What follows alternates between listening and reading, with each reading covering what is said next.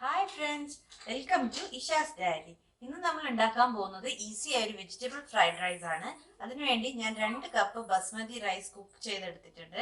1 cup cabbage, 1 cup carrot, ഒരു green chilli, 1 cup beans, ഒരു ചെറിയ ക്യാപ്സിക്കം കട്ട് ചെയ്തത്, 2 സ്പൂൺ ഗാർലിക്, പിന്നെ ഒരു വലിയ കപ്പ് സ്പ്രിംഗ് ഓണിയൻ. ഇനി നമുക്ക് വെജിറ്റബിൾ ഫ്രൈഡ് റൈസ് എങ്ങനെ ഉണ്ടാക്കാമെന്ന് നോക്കിയിട്ട് വരാം. ഒരു നോൺ സ്റ്റിക്ക് പാത്രം എടുത്ത് ചൂടാവുമ്പം അതിൽ നമുക്ക് ആവശ്യത്തിന് സൺഫ്ലവർ ഓയിൽ അല്ലെങ്കിൽ ഒലീവ് ഓയിൽ ഒഴിച്ചു കൊടുക്കാം.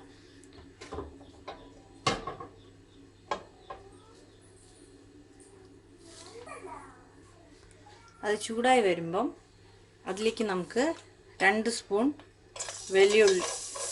വെളുത്തുള്ളി ചതച്ചത്,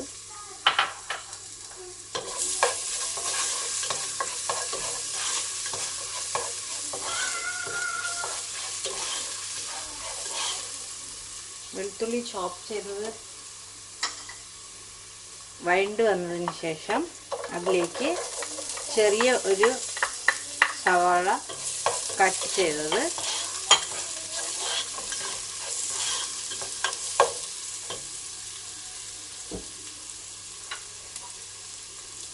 ഒരു കപ്പ് ക്യാബേജ്,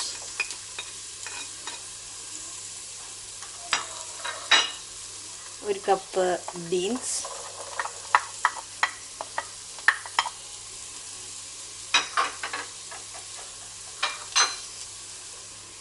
ഒരു ഗ്രീൻ ചില്ലി, ഒരു ക്യാരറ്റ്, എല്ലാം ചെറുതായി കട്ട് ചെയ്തതാണ്.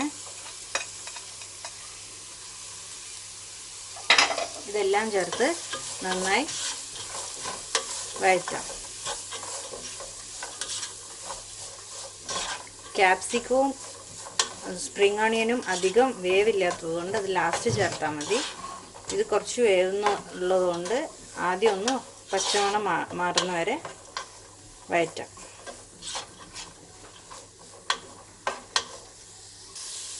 വെജിറ്റബിൾസ് എല്ലാം കുറച്ച് കുക്കായിട്ടുണ്ട്. ഇനി നമുക്കിതിലേക്ക് സ്പ്രിംഗ് ഓണിയനും ക്യാപ്സിക്കവും ആഡ് ചെയ്ത് കൊടുക്കാം. ഒരു ചെറിയ ക്യാപ്സിക്കം ചെറുതായി കട്ട് ചെയ്തതാണ്. സ്പ്രിംഗ് ഓണിയൻ കുറച്ച് അധികം എടുത്തിട്ടുണ്ട്. വെജിറ്റബിൾസ് കൂടുതലുണ്ടെങ്കിൽ ഫ്രൈഡ് റൈസും നല്ല ടേസ്റ്റ് ഉണ്ടാവും. ഇതെല്ലാം നന്നായിട്ട് വാട്ടാം. ഇപ്പോൾ വെജിറ്റബിൾസ് എല്ലാം നന്നായി കുക്കായി വന്നിട്ടുണ്ട്. ഇനി നമുക്കിതിലേക്ക് 1 ടേബിൾ സ്പൂൺ പെപ്പർ പൗഡറും 1 ടേബിൾ സ്പൂൺ സോയാ സോസും ചേർത്ത് നന്നായിട്ട് മിക്സ് ചെയ്യാം.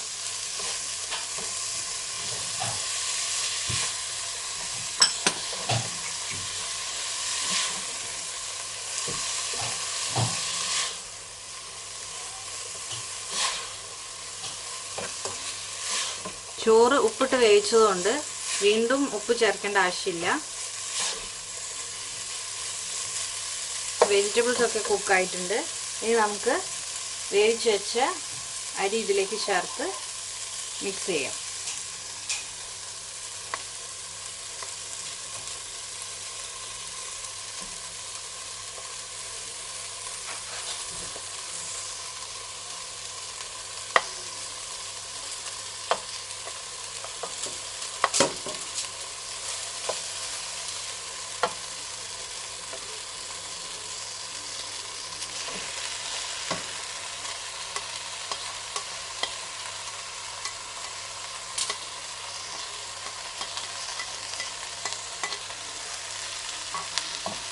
അധികം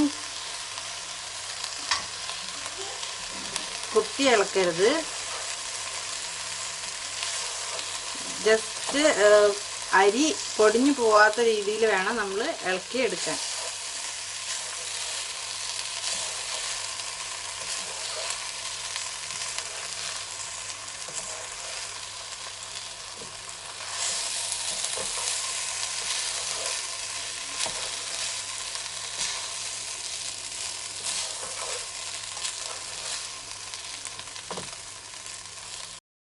easy and tasty vegetable fried rice ready ആയിട്ടുണ്ട്. ലാസ്റ്റ് ഗാർണിഷ് ചെയ്യാൻ വേണ്ടി നമുക്ക് കുറച്ച് സ്പ്രിംഗ് ഓണിയൻ അതിന് മുകളിലായിട്ട് ഇട്ട് കൊടുക്കാം.